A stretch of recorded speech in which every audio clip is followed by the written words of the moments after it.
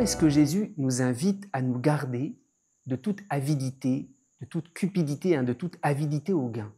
Peut-être on pense avoir la réponse à cette question, mais Jésus nous donne une parabole parce que la réponse est peut-être beaucoup plus subtile. Nous, spontanément, on se dit, mais oui, Jésus nous garde contre toute avidité, contre toute cupidité, parce qu'il ne veut pas qu'on s'arrête aux biens de la terre.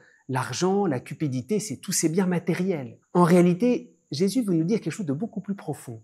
La cupidité, l'avidité à l'égard de l'argent, elle n'est pas seulement un péché, j'allais dire, charnel par rapport aux biens de la terre. Saint Thomas d'Aquin dit que la cupidité, c'est un péché très spirituel et qui est d'abord au plus profond de nous-mêmes. L'amour de l'argent, l'amour désordonné de l'argent, en réalité, c'est pas seulement parce qu'on va être attaché aux biens de la terre, c'est beaucoup plus subtil. L'amour désordonné de l'argent nous met dans une illusion proprement spirituelle. Et c'est le sens de cette parabole. Cet homme, il est dans l'illusion, tu es fou, demain, Dieu te reprend ta vie. C'est quoi cette illusion? Et c'est bien une illusion spirituelle. Parce que avec l'argent, on risque de penser qu'on est dans une espèce de sécurité absolue. On se trompe sur nous-mêmes, on se trompe par rapport au regard des autres. Alors, si on est flatté en raison de notre argent, on sent bien qu'il y a un mensonge, mais on rentre quand même dans le jeu et on se fait une espèce de bulle. C'est pour ça que Jésus dit non. C'est un péché beaucoup plus spirituel qui s'apparente, j'allais dire, à la folie spirituelle. Tu es fou, c'est-à-dire tu es complètement dans l'illusion sur toi-même. Tu penses que tu es dans la sécurité, tu penses qu'il n'y a pas de limite, alors qu'en réalité, tu te trompes. Et d'une certaine manière, il n'y a que la mort, ou la maladie, ou peut-être un événement douloureux qui tout d'un coup nous amène brutalement à la réalité. La folie, c'est quoi?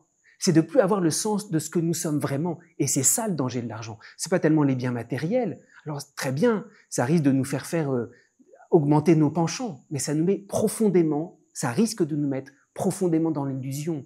Et le rôle du Christ, qui vient nous sauver, précisément, le Christ commence à nous remettre, parfois c'est douloureux, devant la réalité de notre faiblesse. Parce que Dieu aime plus notre personne, même si elle est fragile, même si elle est pauvre, que le petit personnage que l'on s'est construit avec nos biens, avec nos sécurités, qui est peut-être complètement dans l'illusion.